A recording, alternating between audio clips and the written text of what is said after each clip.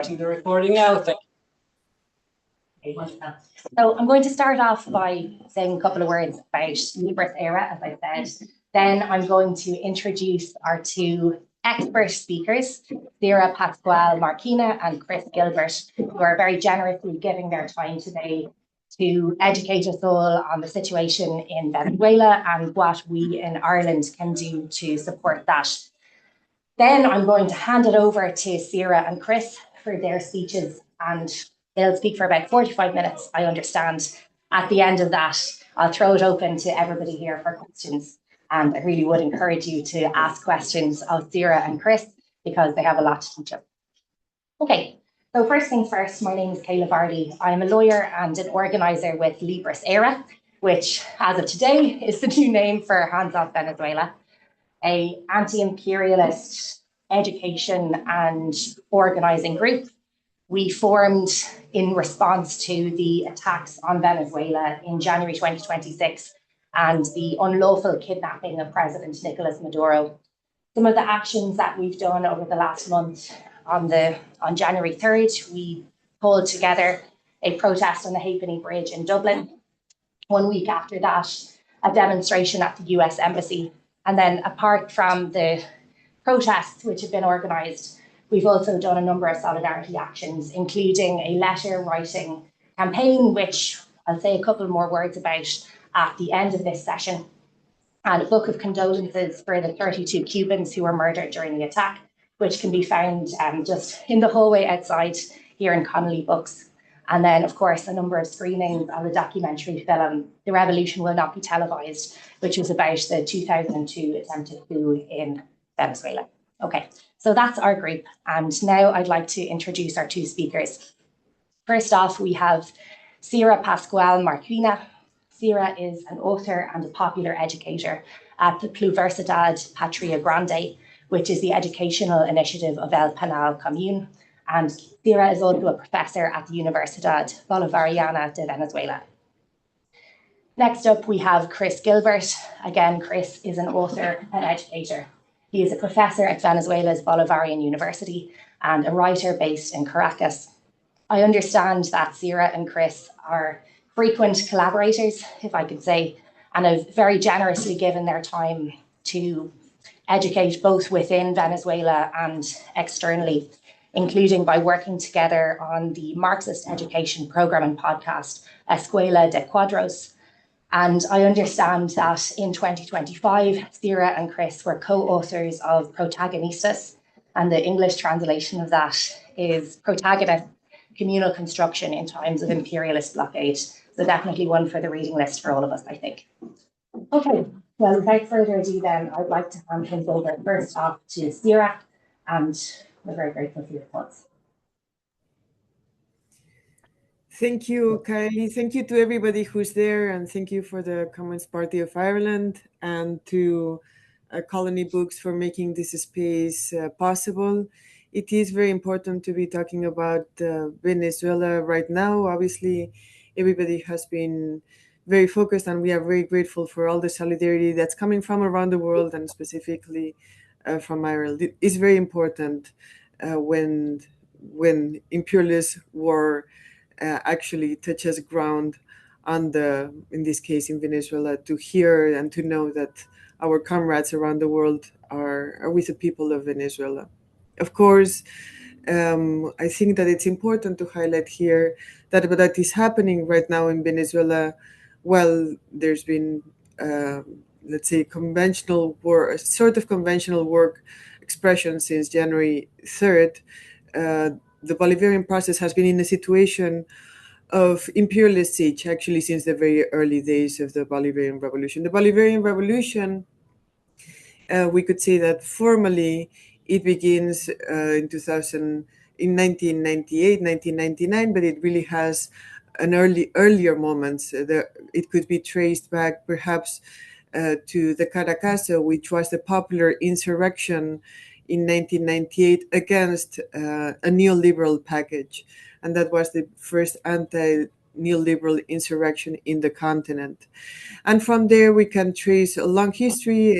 Any revolution has many roots, has many origins, but that's one origin that I wanted to trace because already in 1991, Hugo Chavez was talking about participative and protagonistic democracy in a text that is called the Blue Book, that I think is a very interesting text because it already begins to explore a different way of organizing politics, not economy just yet, but it begins. Chavez begins to explore a new way of organizing politics, recognizing that the liberal bourgeois democracy was totally exhausted in Venezuela, as it is exhausted everywhere, and that there had to be a new way of understanding politics, and that, of course, that way of understanding politics had to center the participation of the people.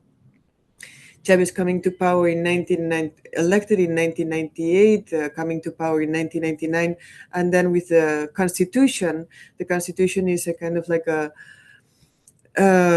key element in our revolution, in the Bolivarian revolution, because of the rights it gives to the people and because it represents a rupture with a historical form of representation and bourgeois-based democracy. And now, because we are talking about this war of imperialism against the people of Venezuela, and because I want to highlight that what we are living right now is actually just an intensification of what they would call an all-out war that the people of Venezuela have been living for the last actually 25 years, 24, 25, 26 years. I want to point out to some points in our history that will illustrate and that you are aware of, because, for instance, I was hearing that you have seen or that you have in these spaces, some people have been watching.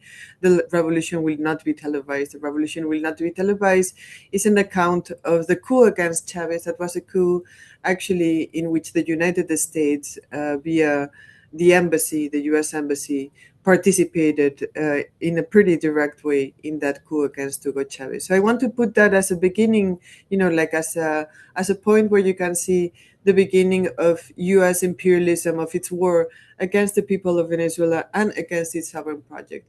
And I want to say that in 2002, this revolution had not assumed itself to be a socialist revolution, but it had already assumed to itself a profoundly sovereign revolution.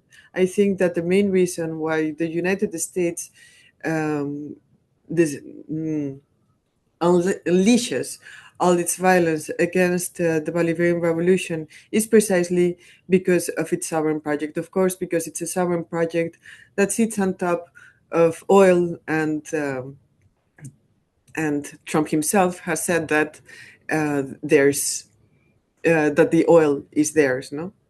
So this is the big problem: sovereignty on the one hand, and on the other hand, that this sovereign project sits on huge reserves of oil.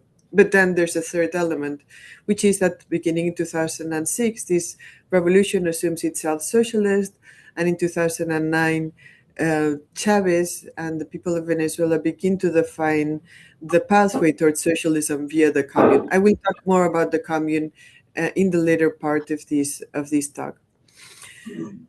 So what happens? In 2006, Chavez and the Bolivarian Revolution assumes itself socialist, and then too we begin to see guarimbas, which were very violent fascistic street protests. Then Chavez died, or he is killed in 2013. He dies in 2013. We assume that he was killed by U.S. imperialism. And this is part of the all-out war against the Bolivarian Revolution and its sovereign project, the sovereign project of the people of Venezuela.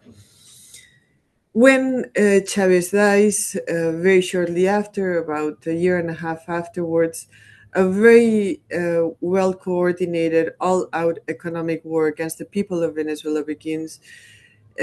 We could say that the most visible moment is when Obama declares Venezuela an unusual and extraordinary threat, and that opens the pathway for unilateral coercive measures or sanctions that are put first on individuals in the government, but this has implications, targeted sanctions have actually an implication when you target, for instance, the Minister of Petroleum in Venezuela.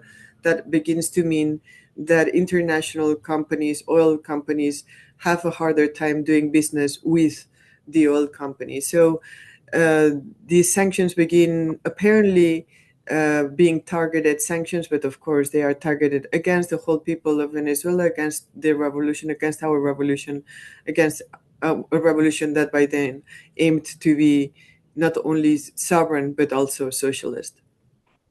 That has been followed by many events, very violent events, guarimbas, in which people were killed, burned for, in one case, for being black and appearing as a Chavista person. Hundreds of people were killed in the guarimbas in 2014 and 2006 and 17, and these were basically apparently spontaneous, but clearly led by the opposition, the internal opposition in Venezuela, which is an opposition that are puppets of U.S. imperialism. That was followed by paramilitary incursions, by coup attempts, by mercenary attempts to invade Venezuela, by an attempt to kill President Maduro, and of course by a self-proclamation of some random guy who assumed to himself to be the president of Venezuela in 2019. These are the events that I want to highlight, and I want to say that of all these events, the most violent event, even if it's not so visibly, even if the numbers are not so visible, even if the consequences are not immediately visible, are the sanctions, the economic war, the unilateral coercive measures against Venezuela, taken by the United States, but of course, the whole Western bloc, the whole Western imperialist bloc, including the EU, has also participated in this brutal war. In this brutal war, that while it may not have had at that time bombs, or Venezuela may not have been flown over by helicopters. Um, Actually, only between 2018 and 2019, the estimate is that about 40,000 people died in Venezuela due to lack of access to food and medicine. And these years were really tremendously dramatic. The average Venezuelan lost about 10 kilos in weight, and like everybody who had some sort of ongoing illness, it seemed like everybody was dying during those years, which were truly the hardest years in terms of the economic war against the people of Venezuela. Again, this is a war against a project that is a sovereign project, a war against a project that also assumes itself socialist, and that actually a project, as many of you probably know, that had a tremendous pull while Chavez was alive, and also right now too. But of course, the media war against the people of Venezuela and against the revolution has had an impact. But one important thing about the Bolivarian Revolution is that it became a moral reference for many around the world. A moral reference because in a time when it seemed like it was the end of history, and so it was said famously, um, basically, the Bolivarian Revolution defined that it wasn't really the end of history, that the working class, in this case of Venezuela, but of course it wasn't only happening in Venezuela, there were similar popular projects going out through Latin America, and of course there always are revolutionary movements struggling around the world. But the fact that the Bolivarian Revolution achieved power, and not only was it a project that I'm aimed to build a better world, but first a project that assumed that taking power was fundamental, something that in the 90s had basically taken to the side by many of the leftists who, after the after the fall of the Soviet Union, many leftists were assuming discourses that were autonomous or that were not assuming the need for the working class to take power. The fact that the Bolivarian Revolution centers the issue of power, and also, of course, hand in hand with the issue of sovereignty, and all this with a discourse, but also a matching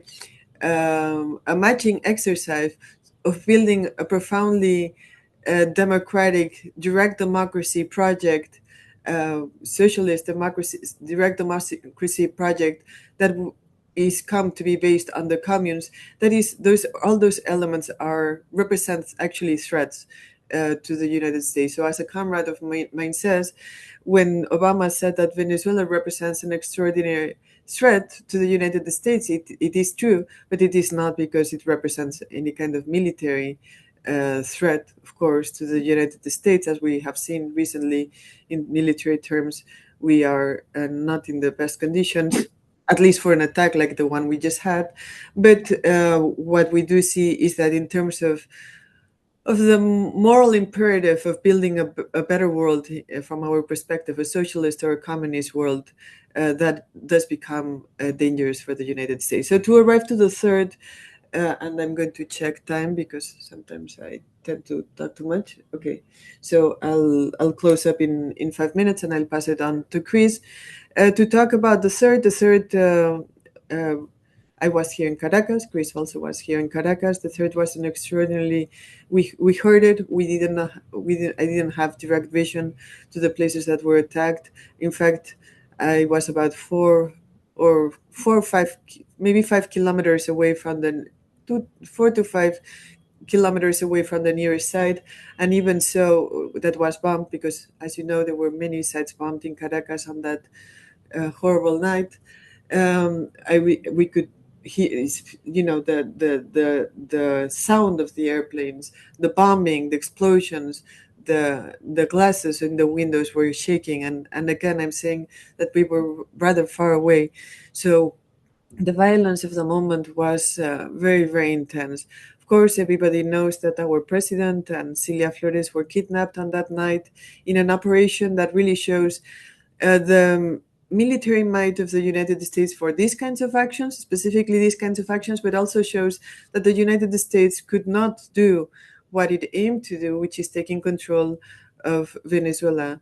It wasn't an old-style Marines coming into the territory. We know that they didn't do that because they would have found the people who are ready collectively. We are ready collectively to defend via the militia, the government, and the armed forces. Everybody in a coordinated manner prepared to defend the homeland, the revolution, and sovereignty. But on that night, it is true, the military might of the United States, hand in hand with probably Israeli support. Delcy Rodriguez has mentioned that there was Israeli support for the attack. It's very important to say that while it was a tremendous blow, and we are still in pain and very angry about what happened, that there was resistance. It's often told, what happened on the third is often told as a clean operation, as a chirurgical operation where there were no casualties. In addition to the 32 Cuban heroes who died defending President Maduro, there's more than 100 people who died, some of them military, some of them civilians. There was housing project that was bombed, and of course many military people who were killed too. Many of them were also defending President Maduro.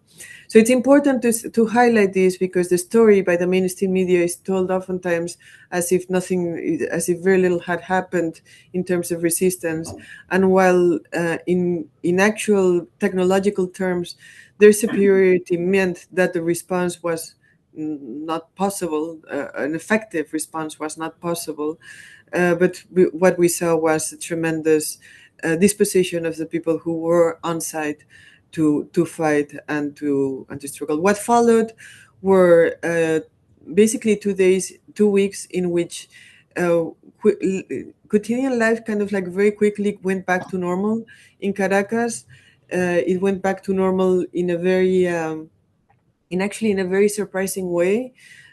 People very quickly went. Of course, there's pain, there's anger, but people went back to their quotidian life very quickly. And this was, we could say, a victory for the Bolivarian Revolution, because, of course, what the enemy wanted was that there would be chaos, fear, and even a civil war. And they did not succeed in terms of this objective.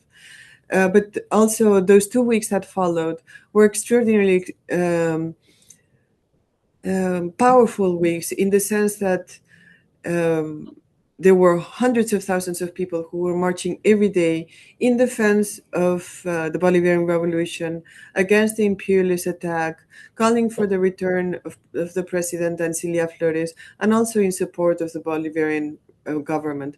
And this is important. I will leave it. I will pass it on to Chris right now. But it's very important to understand that it was very evident immediately after the attack that there was unity between the government, the military, and the people.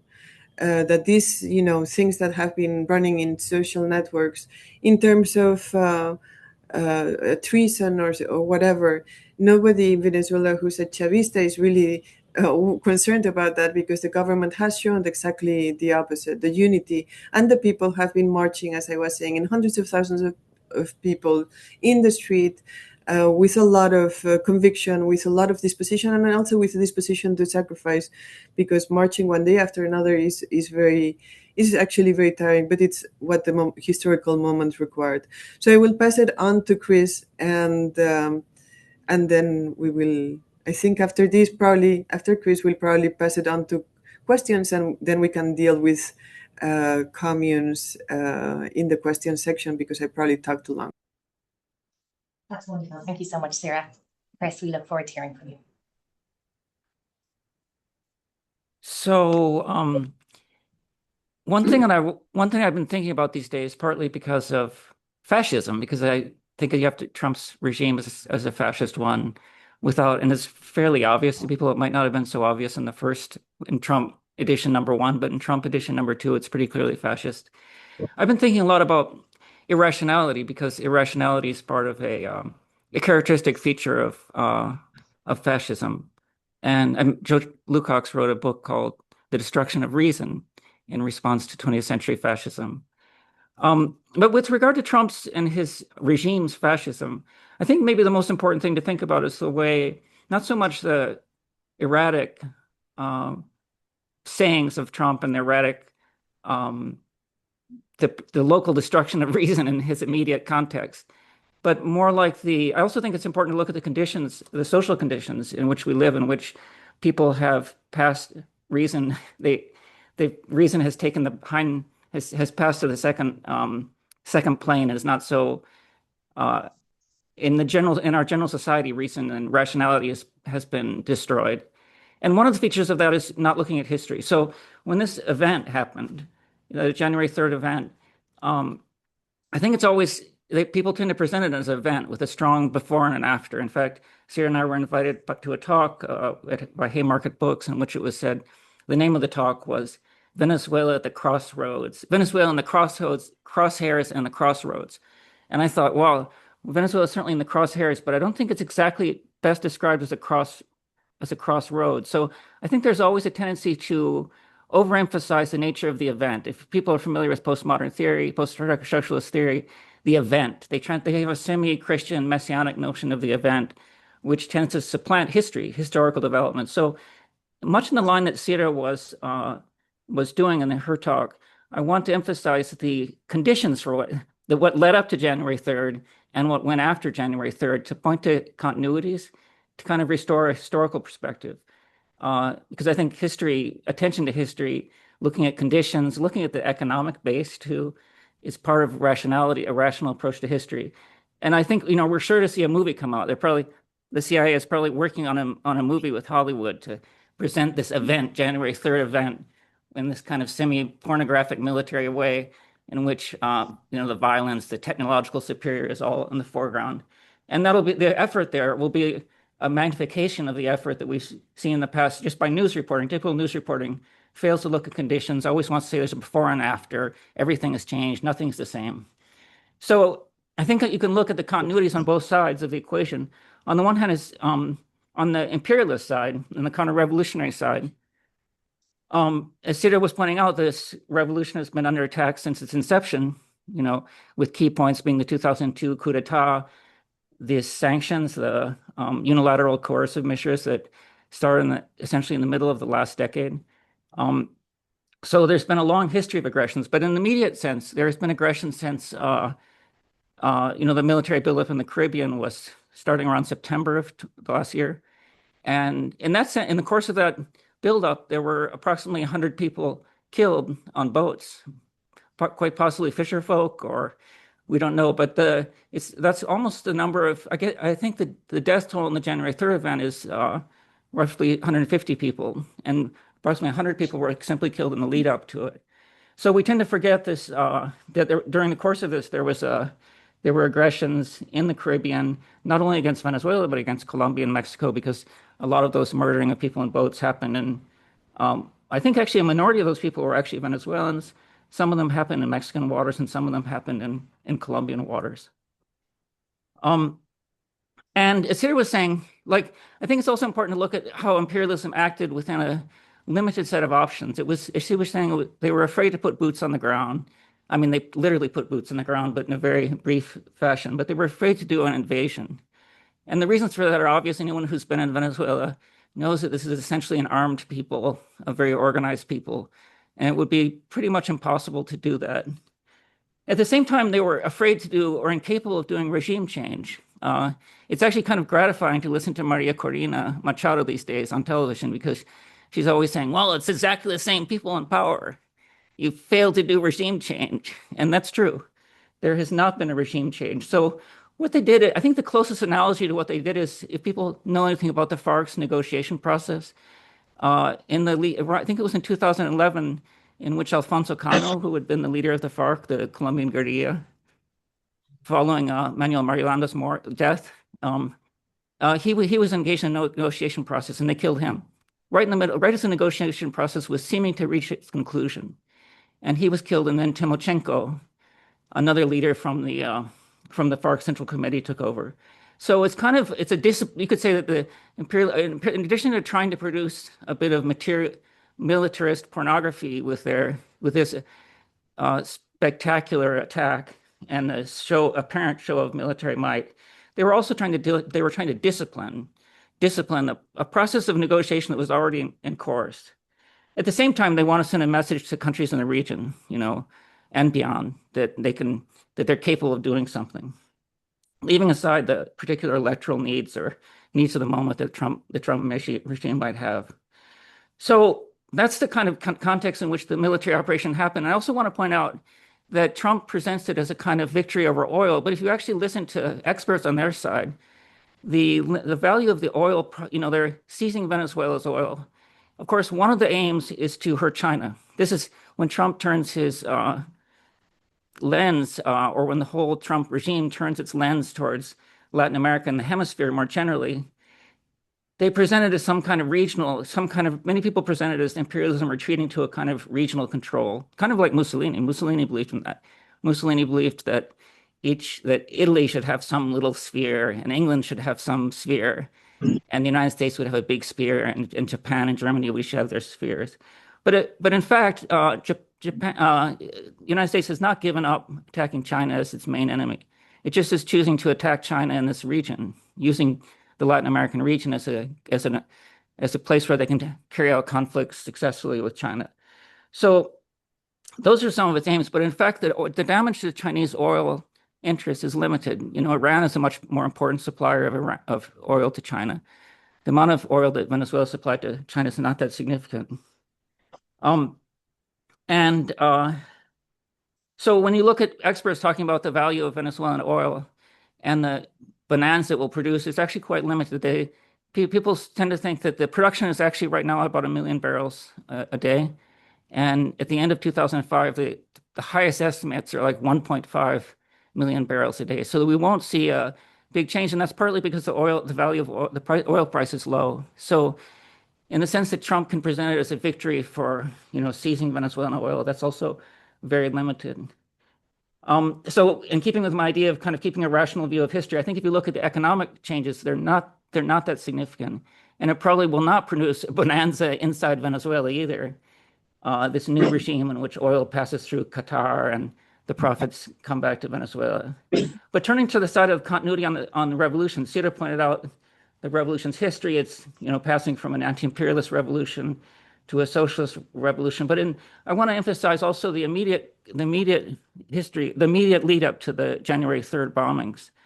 And it's important to point out that Maduro was engaged in negotiation already. Curiously, the government had actually held out. Oh, first of all, as people know, Trump made an offer, a public offer, to open up concessions to the United States, to offer some deal with the United States. And it's important to point out that it's part of the revolutionary playbook to make compromises. Any revolution that doesn't make compromises, that is prohibited to make compromises, will fail. The Russian Revolution, in the Soviet Revolution, there were important compromises like the Brest-Litovsk Treaty with the Germans, or even the NEP, the New Economic Policy, was a kind of compromise. So it's perfectly legitimate to make compromises. And Maduro had already proposed offering up concessions in terms of oil.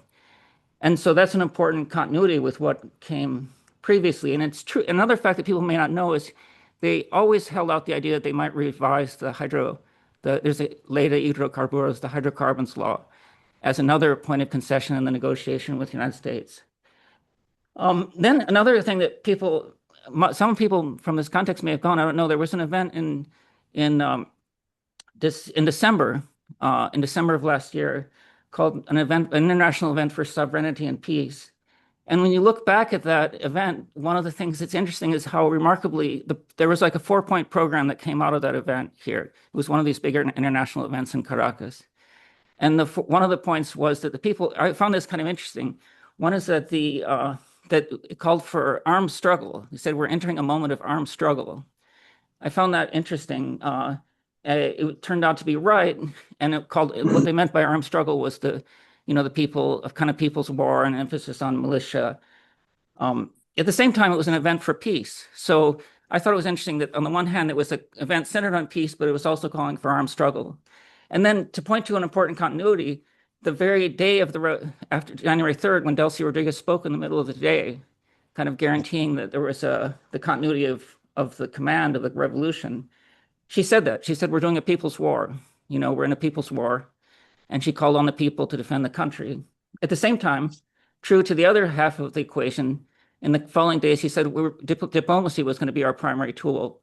So I think if you look at both Maduro and Delcy and the whole history of the revolution, there's always been this emphasis on going back to the people, the revolutionary factor, people's power. At the same time, like any revolutionary, they've always held open negotiations as their other tool in working those two angles. So there's a remarkable continuity there.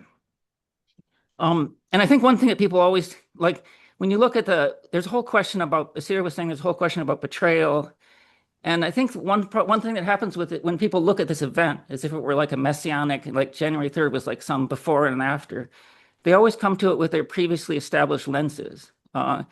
I had the unfortunate experience of reading 2/3. I got 2/3 of it away through an article by Fred Fuentes, the Australian Trotskyist, about Venezuela, and it's quite an unfortunate experience. But one thing one thing that they're always convinced of, people see what they expect. They're convinced they're essentially convinced there was never a revolution here, or if a revolution happened, it was a flittering away event. Naturally for them, any struggle then is between power groups. There's just power groups. And they always imagine there's some third factor, the people, the people are Trotskyists. The vast majority of the people are some kind of latent Trotskyists ready to follow them. So I think people always approach these events, taking them out of history and essentially denying there's a revolution, because the revolution is the connection between the people and the process, the people and the revolutionary leadership. And that really exists here. And as Asira was saying, we've seen it in the days following the attacks. So I also think that in light of this really existing revolution in which there's popular power and leadership, the two necessary sides of the equation. At the same time, they've always pursued a complex, they've pursued they pursue popular power, people struggle with an armed people beside them, but of course they open up and maintain a process of negotiation. And so what we've seen here, both before and after the attack, is the same thing, an armed people, but also carrying out a process of negotiation. Now, I won't deny that there's been, having kidnapped the president and done this bombing of Caracas, the revolution is facing a new set of challenges. And those challenges are real ones. And I think the government is responding in a rational way. But I want to say something about this new scenario. The key problem the revolution now is facing is that the oil sales will be controlled by the United States. And there will be new concessions, which were part of the plan, always considered possible by the revolution. There will be new concessions in Venezuelan territory to U.S. oil companies. So it's not clear how many U.S. oil companies will take up that opportunity. But so this is a situation in which there's been a blow to Venezuela's sovereignty, and the revolution has to work within new parameters. I think that there's several assets. There's beyond the key thing, which is the connection between the revolutionary leadership and the people. There's several assets that the revolution has on its side that really haven't been affected.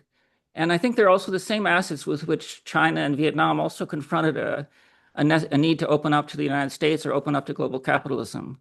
And one of them is the party's control. Like you might think that it's absurd to compare the Chinese Communist Party or the Vietnamese Communist Party with the Socialist Party in Venezuela, but it's true that the Socialist Party does have an important control. Over the years, it's formed itself into a powerful apparatus capable, I think, of controlling a great many things in the country. So I think that's one of the real assets we have here is a powerful party, a powerful political party. Another thing is the military. The military has remained completely loyal during this process. And the military is important. Chavez always talked about the civic military alliance, and that's fully in place. So I think that's the second major asset we have. And the third asset is a little bit curious. It's curious because many people would deny, one reason China has been able to open up to global capitalism and maintain control of its sovereignty is its control of its finances. And that's, of course, been a huge challenge for Latin American countries. And many of the more ambitious projects during the so-called pink tide, like forming a Latin American bank, have not succeeded. But curiously, the very sanctions regime put on Venezuela has restored a certain kind of financial sovereignty to Venezuela, principally because it makes it much harder for the capital flight in the country. So in some sense, Venezuela forced, or in response to the sanctions, partly through being forced and partly through a set of responses, it increasingly has control over its finances. So I think those assets, combined with the principal one of people power, leave the country in a good situation to deal with this new scenario that we're confronting. There are some challenges. One challenge is that in Venezuela, since oil was discovered in this country, or at least since the middle of the last century, there's been a strong part of the social imaginary which turns on building a welfare state based on the oil revenues. And that's always been a powerful idea among the petty bourgeois sectors, among the bureaucratic sectors. So some people in this new scenario, it will and it certainly has kind of woken up hopes of a boom, a new welfare state that will emerge through this system of mentoring the United States has opened up. But I don't think that's such a threat because I don't think it will produce a boom because I don't think that the change in the oil production will be that significant in the new scenario. At the same time, there's an element of Venezuelan political culture which is complicated. Everyone knows, people who know the history of people know Lenin's thought. Lenin as being a paradigmatic example, but I think many revolutionaries would. Fidel is a great example of this too, is that when you make a concession or you have to take a step back, recognize it, explain it to people. That's very difficult to do in Venezuelan politics. Venezuelan revolutionary politics has been based on a culture of affirmation. And so it's difficult. And I think there's good historical reasons for that. It has partly to do with the disrespect of Latin American peoples over the centuries. And so it was an effort to, Chavez always is an effort to prove that we as Latin Americans could do things, always emphasized success, that we were winning, you know. It was always a very affirmative culture. So it's very difficult within this revolution to recognize publicly a step back. But I also think the Venezuelan people are in a good condition, in spite of that limitation, in spite of the virtual impossibility to say, look, we're forced to do this, we don't like it, and it's a step back, but we're going to try to take 2 steps forward later on. That's almost impossible to do in Venezuela. At the same time, there is a sophisticated understanding of politics here. And I think you can see that in Delcy's attitudes and the way the revolution has unfolded, responded in these past couple of weeks, because while the concessions are being made, for example, 2 days ago, there was a big meeting of communards in Caracas, a huge meeting in which Delcy affirmed the centrality of the communal economy in the future, affirmed the centrality of the communal project. And in the next year, we're going to see a big Congreso Anfitriónico, which will be a big Latin American reunion of Latin American social movements and people from parties. And so the general cultural thrust, anti-imperialist cultural thrust, there's every indication that will go forward and be managed by the Venezuelan people. I do think, maybe this is the reflection I'll conclude on, I do think that we are probably entering a new moment in Latin America that will take time to develop. And I think if you think about the last 35 years in Latin America, essentially, and this is partly the context in which the so-called pink tide emerged, there was an emphasis on electoral, legal politics. And what was the condition for that? The condition of that is, say, from 1990 forward, there was, and at the same time, simultaneously from 1990 forward, armed struggle did not disappear from the continent, but it certainly took the back seat. And that was actually recognized by Fidel Castro. I don't know if you know that Fidel, in the early 90s, Fidel launched the idea that armed struggle is basically just not so important, and we are entering the period of the battle of ideas. And I think that had to do partly with the whole situation, had to do with this huge counter-revolution of neoliberalism that had emerged, and the capacity of imperialism to impose itself through mostly economic measures was assured. And so in that whole context, the armed struggle became much less possible. And I think that if Fidel Castro correctly recognized that situation in which there would be a battle of ideas and the need to focus more on electoral politics. Now, as imperialism is in a weaker position, it's acting in a more aggressive, more overtly aggressive way. And I think it will be almost inevitably the case that with time, Latin America will have to develop a new epoch of armed struggle to face U.S. imperialism. How exactly that will take shape, I don't have the crystal ball to say. But I think it's almost inevitable. And I think when you analyze the attack on January 3rd, it's true that the U.S. displayed a technical superiority that made a response difficult. But it's curious when you see military analysts who are not necessarily to be trusted, but there's a kind of consensus that the whole attack was delayed by about 2 hours, that the U.S. was forced to spend 2 extra hours on the ground. And I think the basic problem there they confronted was the firefight that in Fort Tiuna, the military fort, probably in which the Cubans were main actors. So I think that what that shows is that when they actually are on the ground, the U.S. loses its technological advantage, and the 32 Cubans plus other people who gave their lives to this, they showed that fighting on the ground is still a viable way to confront imperialism. So I think that shows one of the reasons why armed struggle will return. I think we're seeing that the armed struggle, which never disappeared from Colombia in that whole 35 years, will probably rise up again and have a new protagonism. And I think that one of the reasons the United States I think this should probably be a theme to talk about in the questions and answers, because now the United States is pointing its arms at Cuba.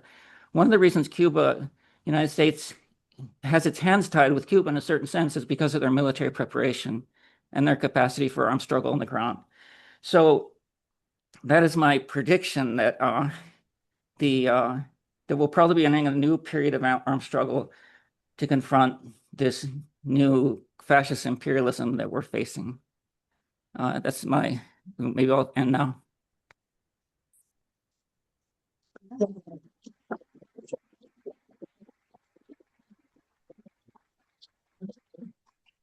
Thank you so much, Chris. And thanks to both Sarah and Chris for those really important observations.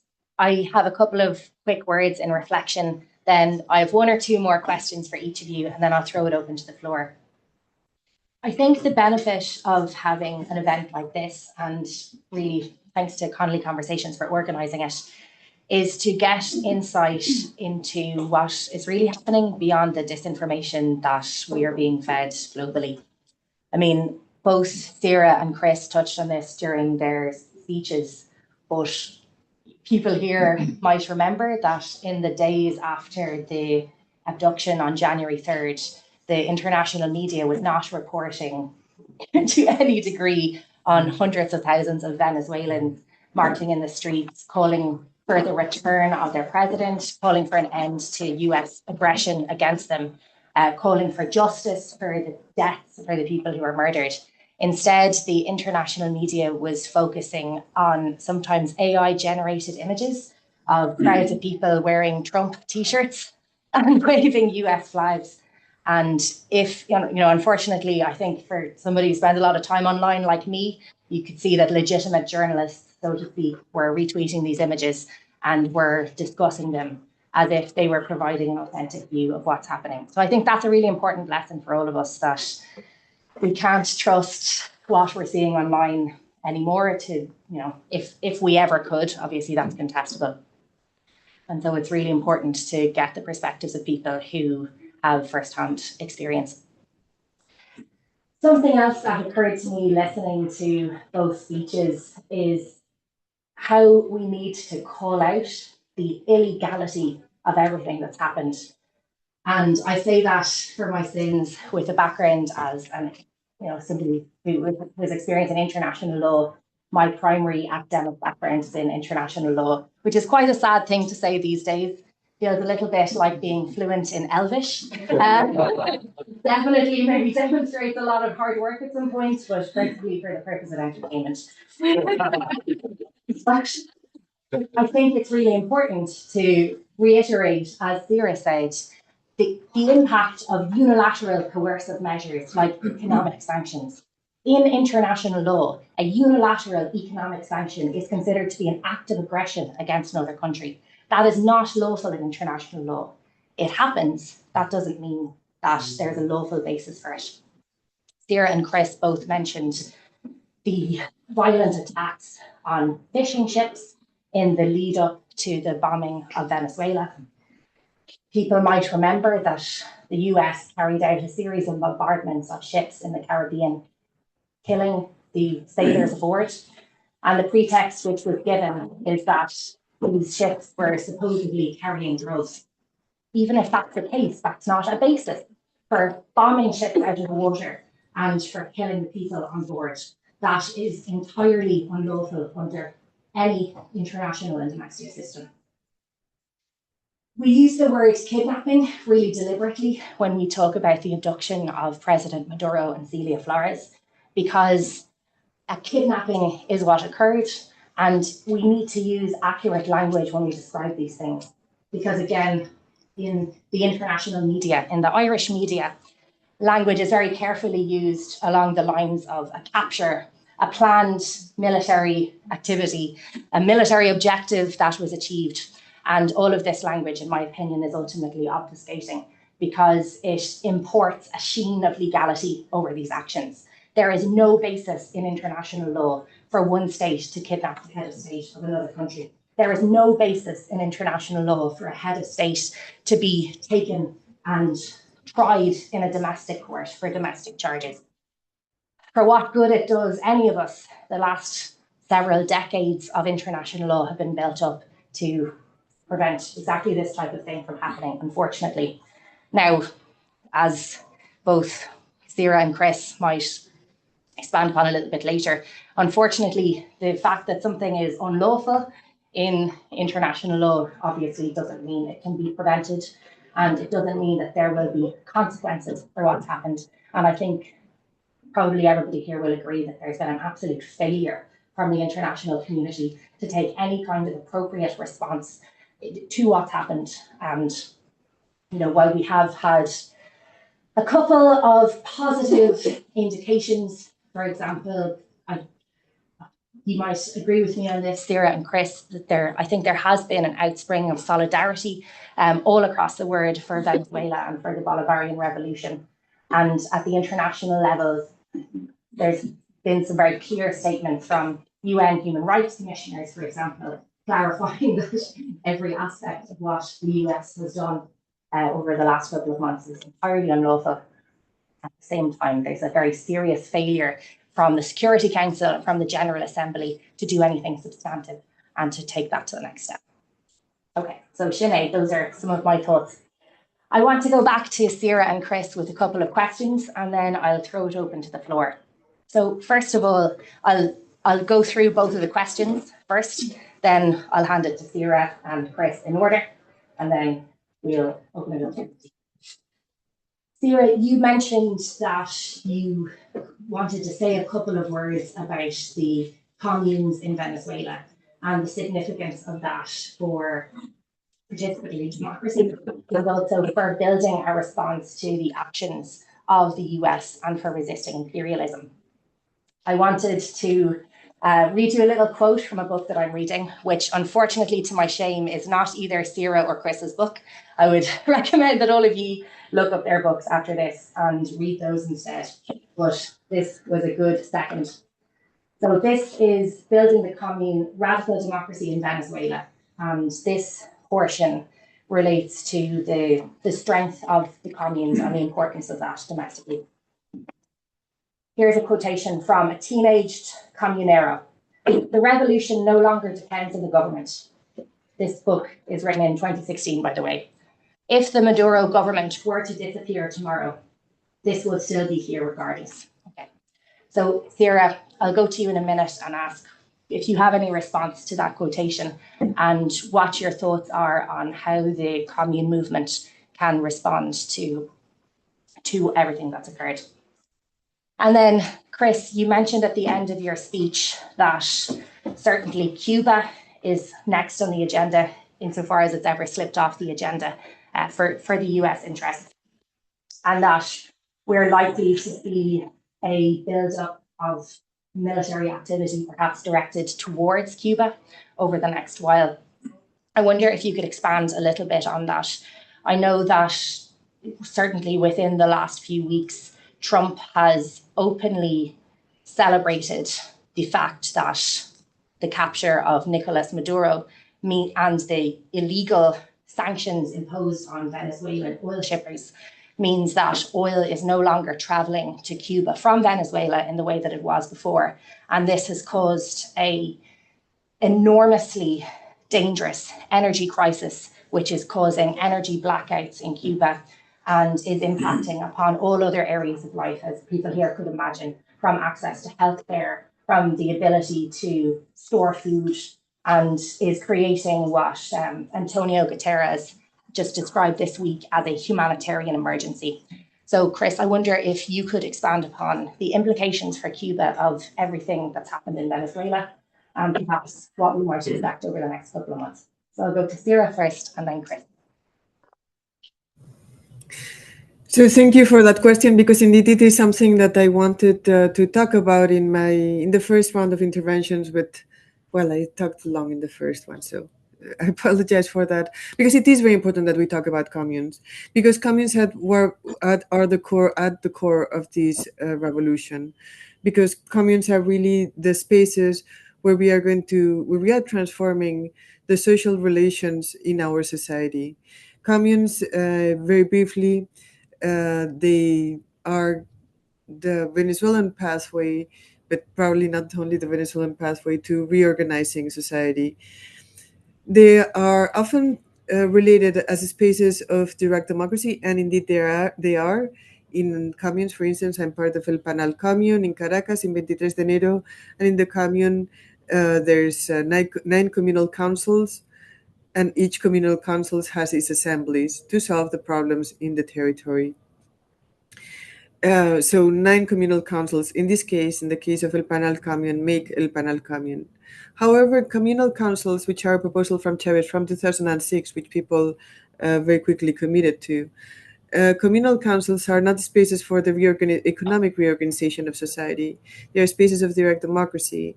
So if you, where you don't deal directly with where you don't have control of means of production, basically.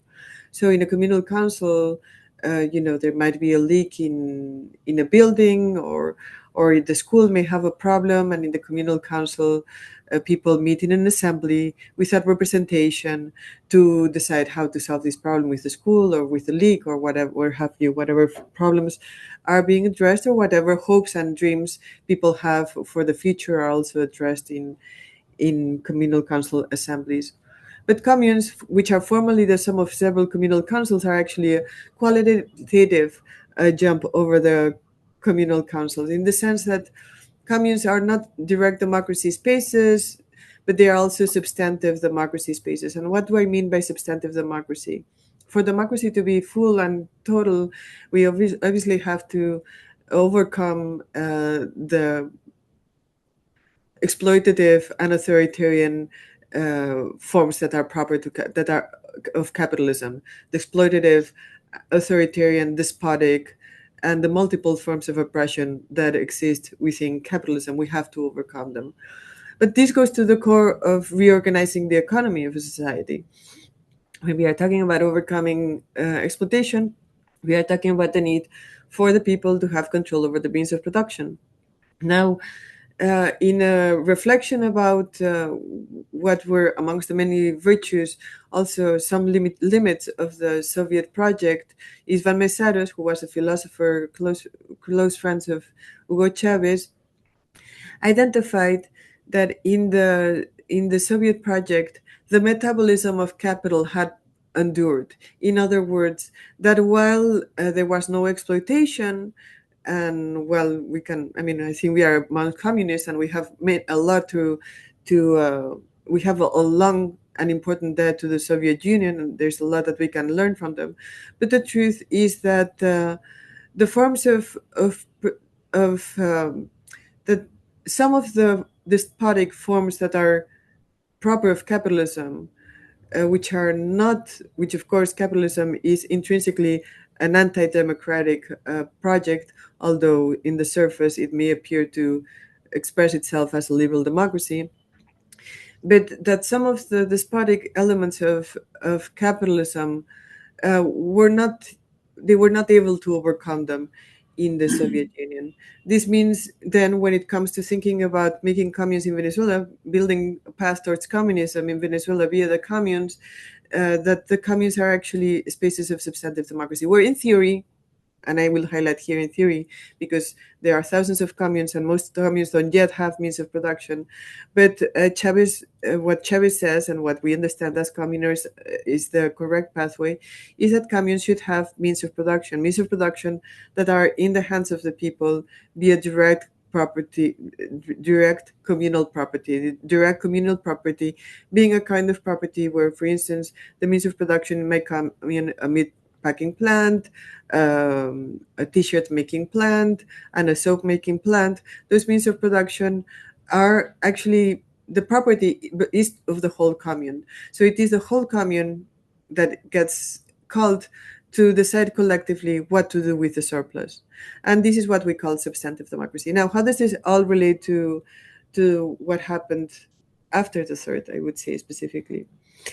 The people of Venezuela these years have been very difficult years, but also beautiful years, in the sense that over the past 10 years or so, we've seen a very robust reemergence of communes. Chavez begins to talk about communes in 2009, but in 2016, 2017, it's actually when people, in the time of the nada, you will have heard that thing that Chavez said, comuna o nada, commune or nothing. In the time of the nothing, when literally there was nothing in the stores and there was nothing in the pharmacies, people remembered that comuna or nada de Chavez, that commune or nada of Chavez. They remembered it. And many places around the world, around the country, people began to refocus on communes, which frankly had not been very much at the center of Venezuelan politics. So why is all this relevant? because communes are not only a space for reorganizing the whole of society, but they are also spaces where people assume that understand themselves to be subjects of transformation. It would be easy to feel as a Venezuelan that you are a victim because, so many years without food, without enough food. Then we got bombed just a month ago, and all the consequences from that bombing, in terms of having to make certain concessions that are not what we dream of, that is all hard. So it would be easy for Venezuelan people to assume themselves as victims, but in fact, Venezuelan people don't feel themselves, don't identify themselves as victims, but as subjects of transformation, especially those that are in communes. There are thousands of communes, but not all communes are equally organized, and some of them are more incipient. So especially the people who are in communes that are more robust assume themselves as subjects of transformation, and they assume themselves as subjects of transformation because we are subjects of transformation, and that is a much better position to stand for in a war against imperialism. If you assume yourself as a victim, you are going to try to protect yourself. If you assume yourself as a subject of transformation, you'll prepare yourself to go on fighting. And the people of Venezuela are preparing to go on fighting. Going to the quote very quickly. The quote, it's, I think, if I saw correctly, it's a book by George Chigarello Meller from around 10 or 12 years ago. And it's an interesting quote because it basically says, if I heard correctly, that if the government is no longer there, the communes will still go on. I mean, that is a fair thing to say. And we hope that that will be there. But we first have to hope that the government stands. And actually, for the communes to really advance, the communes are not anarchist self-governments. They actually are a national project. Communes are a national project. Communes are not self-governments in the territory only. They have to be the form in which we will transform the whole of society. So Chavez didn't think the communes as little governments in the territory, but as the superior form of organizing politics and the economy. In that sense, for the objective of communes being truly in command of society, which is the objective, that has to be done hand in hand with the government. So that quote that was chosen there is good to the sense that it gives you the force to go on fighting. But the truth is that for communes to really become robust, for communes to have means of production, which they must have means of production, because the majority of the economic relations in our society are still capitalist, and that we are not satisfied with that. For us to overcome the logic of capital and the mechanisms of capital, the multiple mechanisms of capital, communes have to be robust. And communes are not going to be robust only by the work very hard and a lot of sacrifices that people make, but actually working hand in hand with the government. So that would go to the kind of like the quote that George chose, which I would have a different perspective. I mean, I'm sure that that person said it, and it's also something that is very much felt by the people of Venezuela. But I think that you have to have a fuller understanding of communes and understand that communes are really a national project, and in so much so they have to work together with the government and with the state. So we cannot lose the government and the state. Oh my God, thank you so much, Sarah. And that's certainly an area where we all could learn so much and where Ireland could learn so much from Venezuela. Okay, I'll pass it back over to Chris then. I want to enter into the theme of the communes too, and responding a bit to the book. I can say that Gio Meyer, he now goes by the name Gio Meyer. It's a very well-written book, and it's impressive that it's also impressive that he was here just for like 3 months and did this research, spoke to a lot of people as a tour of Venezuelan communes, and it's a pleasure to read. Nevertheless, it is written from an anarchist perspective, and the quote is representative in that sense because it says, the popular movement doesn't need the government. And that's the idea that Cita was just pushing back against. That, in fact, the whole lesson of the Bolivarian Revolution is that the two things work better together, the popular movement and having a revolutionary government in place. And it's, as I always say, it's not a zero-sum game. Actually, the popular movement becomes stronger and more popular once you have a revolutionary government. And it's curious, like, won't labor much of the book, but the book was written partly with an idea, sophisticated because he understands the complexities of it. But Geo Meyer insists that there's dual power here. And that's an interesting tool, theoretical tool, but it's fundamentally what it amounts to saying is that when he likes the idea of dual power because he likes, in fact, dual power was the idea developed in 1917 between the February Revolution and the October Revolution. But he wants to prolong it during the whole course of the revolution. So he's kind of like saying the October Revolution never happened here. He's like denying there was ever a revolutionary seizure of power, essentially. So that's why he always wants to insist that he puts almost unique emphasis on the popular power and less on the side of the revolutionary government, kind of breaking that equation in an anarchist way. And that's why the quote is indeed a representative one. As Sida was saying, it's a good battle cry, but doesn't really represent the strategy here. And that's why, for example, right now, like from that anarchist perspective, when communards or part of the communal movement enters into the government, then that's always seen as co-optation. In fact, that's not the case. So when there's a lesson to be drawn from this. Right now, the minister of communes is a former communard. He's one of the most famous communards, and he's still a communard. He's one of the most famous communards in Venezuela. His name is Angel Prado, and he was a key founder of the El Maizal commune. It's a rural agrarian commune. And now he's minister, and that's not co-optation. That's considered a success. That's building the links between the revolutionary government and the revolutionary movement, popular movement.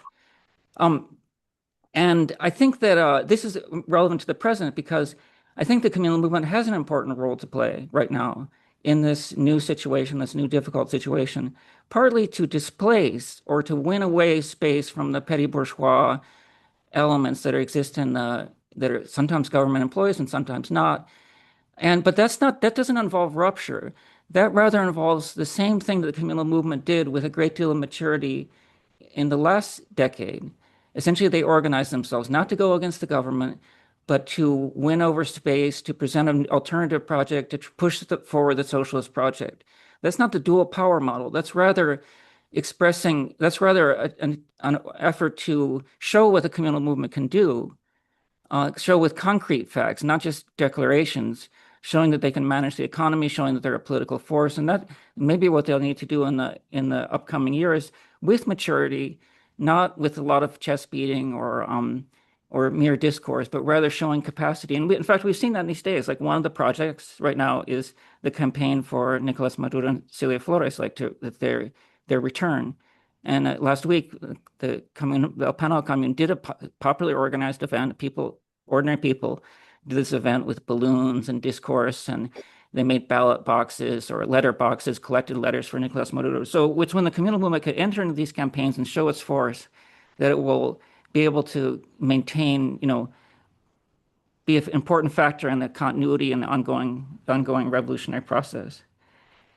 So to turn to the Cuba situation, I'm not an expert in Cuba. Curiously, I was there in November, and the situation is indeed very difficult. It was difficult then before the oil faucet was being turned off.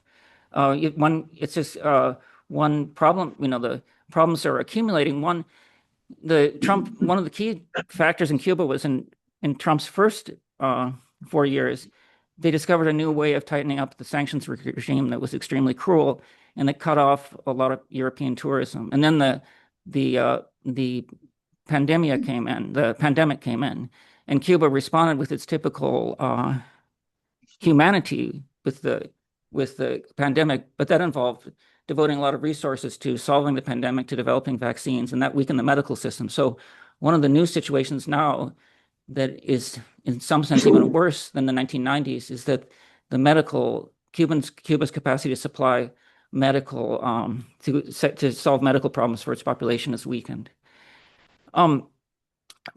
And for example, when I was there was a huge chikungunya epidemic. Chikungunya is a mosquito-borne illness. And I suspect it's partly based on nutrition because of the visitors there. I was with a group of 10 people and none of us got chikungunya.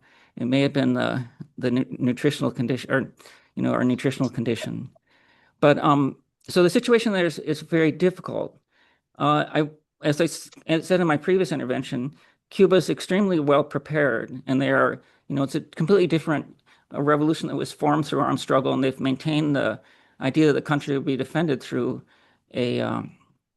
by the people in arms. And so I think that represents a situation that the United States will not be able to to will not be able to do a military attack on Cuba. But of course, they are using this other option, which is attempting to strangle it economically, strangle it, particularly with the oil thing. So this is an important moment for international solidarity. I think there's lots of campaigns going on now. I know that Mexican friends of ours are trying to pressure the Mexican government to not turn off the oil faucet. And I also know that in the case of the idea that Russia and China will not support Cuba is not, I don't think that's true at all. There's a lot of indications that China is capable of coming forward to protect Cuba. But it's a good moment for people to come forward because we all have a huge debt to Cuba, and to come forward and to participate in these campaigns to defend Cuba, to insist that it not be strangled economically. I think the Cuban people, as we know, are very heroic. They show their heroism here in Venezuela, and they're capable of enduring a lot, but they certainly could benefit from our solidarity. Wonderful. Thank you so much, Chris. I really think in happier times, this would have made a wonderful session all about the communes in Venezuela. Maybe that's something that Connolly Conversations would like to do again in the future. Anyway, I'd like to open things to the floor now if anybody has any questions. I think you should be able to just shout it out, and hopefully Chris and Sarah can hear you. If you can't hear them, please let me know and I can repeat the question closer to the microphone. Okay. You spoke earlier there about international law. International law no longer exists. Gone. You take a look at the United Nations, the weak to this, right? Irrelevant. Can't do anything. You can say what you like to the warmongers and say you're wrong. They go on and do it. There's nobody to stop them. There's only one way I see it forward. I don't know how it's going to end. But I think it's going to end in one massive war. That's what I say. I think everything seems to be gone. Okay, thank you very much. Chris and Sarah, did you hear that, or do you want me to repeat it for you? I heard it. Okay, excellent. We might take a couple more questions. Yeah. There was some discussion about the kind of new positioning of the US and their kind of talk about sphere of influences. I suppose the question is, in terms of these new policy documents, the security and the defense policy documents published in the last 3 months, could you describe, or are you able to describe the level of integration or collaboration of China and Russia with Venezuela? And do they foresee, or do they think that there's enough leverage at the moment that the US has over Venezuela to kind of push them out of Venezuela in any way, shape, or form? Great. And then third question. Yeah. Well, sorry, just behind you first, and then you. That's good. Okay. All right. Mi pregunta is, let's say, as a member of the Latin American diaspora here in Ireland, let's say, living within a state that officially, let's say, is officially neutral, yet a de facto techno-feudal, partner of the USA. How do we navigate our dual neutrality in reality here, and how can we simultaneously build material and political solidarity with our home nations? Let's say challenging, in this case, the blockade to Cuba, Venezuela, Nicaragua, and what is happening in the whole region, but at the same time organizing, within the working class Irish society, or the Western society, with Western working class society, against this imperial core that hosts our host states enables. That's basically the question. Thank you. And then one final question, and then we'll go back to the speakers. So I suppose it's more to do with how do you relate to Ireland, because we have a lot of US strategic infrastructure being built here, microchips, data centers, LNG terminal now possibly, and what's your experience in the Bolivarian Revolution? I suppose going through that revolutionary process with all these entanglements, like I noticed maybe the biggest oil refinery belonging to Venezuela was actually in the US. So how did you manage those relations back, I suppose, in Chavez's time, and how did that work out with those dependencies? Okay, excellent. Sarah, I might go to you maybe for any response to the first two questions there, and then Chris, perhaps for any response to the second two. Actually, if Chris wants to go first, since I talked too long, and then Okay. he can pick up on whatever he wants, and then I'll. Okay, Chris, you're in the hot seat.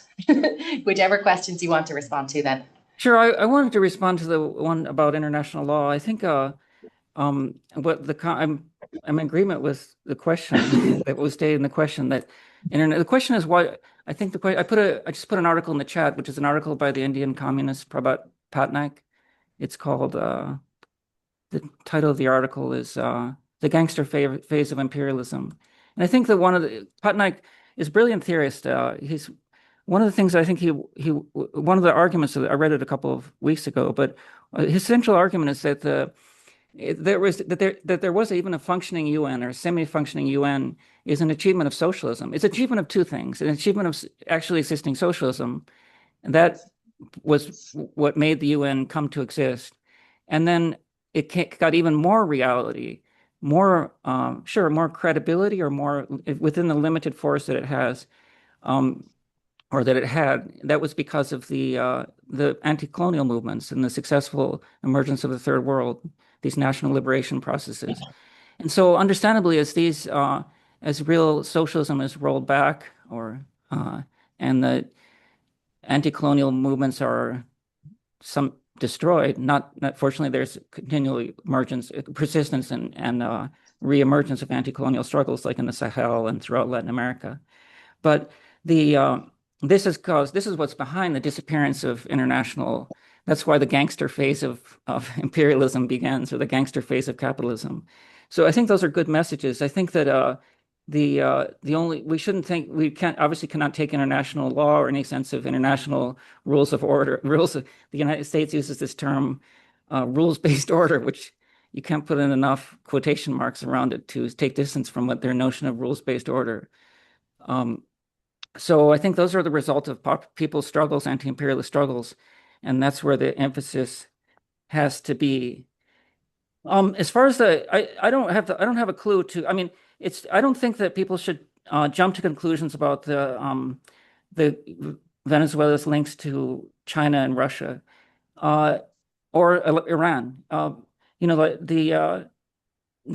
think it's reasonable to assume that both China and Russia felt that they could not, in the moment, they could not respond more effectively to what U.S. imperialism was doing. But I don't think we should draw any huge conclusions from that.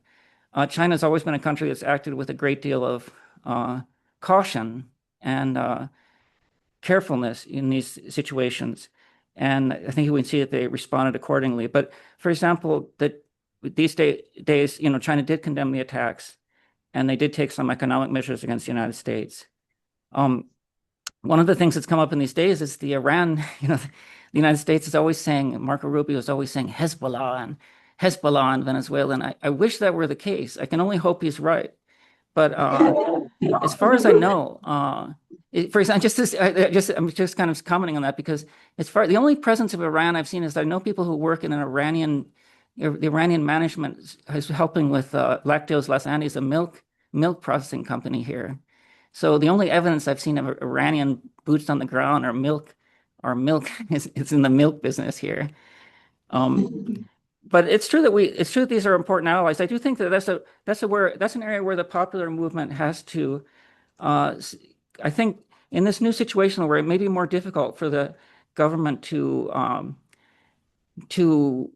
have alliances on so open or so direct relationship, it may see its hands tied somewhat internationally. It's important for the popular movement to step forward and try to establish those ties too. And I think that's something the popular movement is. There are these things like Alba Movimientos that can step up and guarantee these links. I do think that we are facing a situation which essentially is like I like the idea of a world anti-imperialist revolution, and the key actors of that are China, Russia, North Korea, Democratic Korea, and Iran, and so we need to maintain those links to those are the fundamental strategic leaders of what has to be a kind of world anti-imperialist revolution. And I think it's important for us to maintain those to the degree that the government cannot do so directly or so enthusiastically. It would be important for the popular movement to step forward and maintain those ties on a popular people-to-people level. Thank you so much, Chris. Sarah, I'll go to you next for your responses. And I suppose in particular, if you had any thoughts or advice for those of us who are living in Ireland. So very quickly, yes, with international law, I agree. I mean, international law was built at a la medida. I don't know how we say that in English. How would it be a la medida? It was made to fit U.S. imperialism in one specific moment in history. Right now, U.S. imperialism faces a crisis of hegemony, so it no longer fits this thing that they built. Which also, of course, I mean, international law, we have to understand it as a push and pull, also with the people, with collective elements in it, for sure. But it was built in a moment in which the United States could fit into it. The United States can no longer fit into it because it's crisis of hegemony. And then going to the other two questions, the impact of what's happened, I understand in terms of oil. I mean, I couldn't quite hear the last question, but if I understand correctly, there was during Chavez, during the whole presidency of Chavez, there were U.S. corporations exploiting oil here in Venezuela. Then, specifically with Trump won, the corporations had to leave. The U.S. corporations had to leave. So it's a relatively recent event that, and then there were some openings with Chevron and so on. But basically, the reason why U.S. corporations were not here is because of the U.S. government taking them out of here. Right now, they are re-entering. So what is the difference between the relations with the U.S. in terms of oil with Chavez and now? I mean, now Delcy herself said it. She said it on the 3rd. We will have to make some concessions, and some of them may be painful. And this is the truth, and this is something that we cannot forget, because we have to make these concessions. I am certain that the government is taking the correct steps, but at the same time, we also cannot sit comfortable with those concessions. Eventually, they will have to be reported, and that's where the popular movement, the working class, has to come in, to make sure, working hand in hand with the government, to make sure that everything goes as well as it can be. So what is the difference between the kind of relations that the United States had, that Venezuela had with the United States with Chavez, and now? I mean, we've been attacked and our president has been kidnapped, and that makes for some real differences. So while we would prefer to have the kind of relations that we had with Chavez, that's just not a possibility at the moment. But we have to struggle, we have to fight, we have to work so that those conditions that we had come back. Eventually, they have to come back. That is up to the people and up to the government, and it's not going to happen overnight. It will happen over a period of time. And then about what to do in terms of how to struggle in Ireland. And I mean, I actually, the ways of struggling, I actually am, I mean, there's Ireland and I'm not very knowledgeable about this principle of neutrality that Ireland has in terms, and what the implications that it has from a revolutionary perspective, because I understand that this is actually one at the core of the revolutionary perspective in Ireland, and I trust that the working class of Ireland understands how to put that in a revolutionary framework. That's all I can say. So I because I'm so ignorant, I cannot say how that is put at the disposition of the solidarity with the people of Venezuela, and to work together with the people of Venezuela for the sovereignty of the people. Now, I imagine that neutrality means also being, of course, it has to mean being anti the U.S. interventionism, and anything that is against U.S. interventionism, wars, in any nation is actually fundamental for us in this moment, because we are in a situation of war. If you look out of the window, it may not look like a war, but we are in a situation of war. So actually, like demanding the return of our president, which is one component in this war, demanding respect for our sovereignty, all that is very important. But I think that in terms of this, each country, each nation has to define the pathway, the correct pathway to, of course, for its own revolution, in its own territory, but also for internationalism, how to build internationalism. I will say one last thing, actually, because I imagine we have very little time.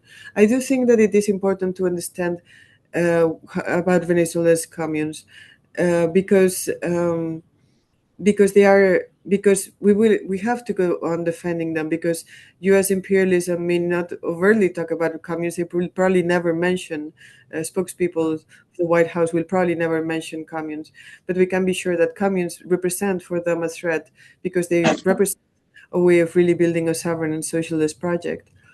So I think it is important, as we enter into this new phase of the struggle, that comrades around the world, internationalist comrades around the world, communists and socialists, and everybody who is solidarity with the people of Venezuela, that they understand about communes. And I actually have a reading list in that respect. Chris himself wrote a book that's called Commune or Nothing, that was published by Monthly Review. We have both worked on a long series of on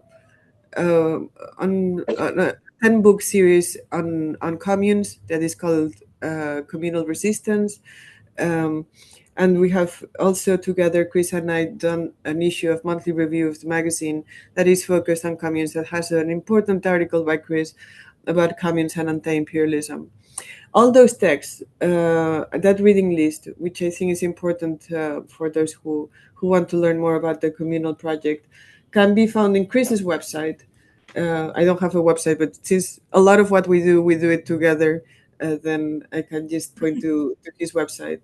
If you go to chrisgilbert.site, chrisgilbert.site, you can download there a lot of content on communes. So I would encourage, in terms of solidarity, to also understand how the people of Venezuela are building a socialist future, and how it's being built right here, right now.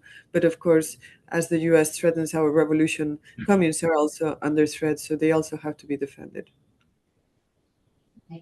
Sarah, thank you so much. And thanks to the both of you for those contributions and for, I think, a really inspiring engagement and overview of what's happening on the ground in Venezuela, and also so many things that we can learn from in Ireland. I think maybe we'll give a round of applause. Thank you. Thank you so much. It's really wonderful. We will continue fighting, and I'm not sure that you folks will continue fighting. So, nosotros venceremos. That's this thing, yeah.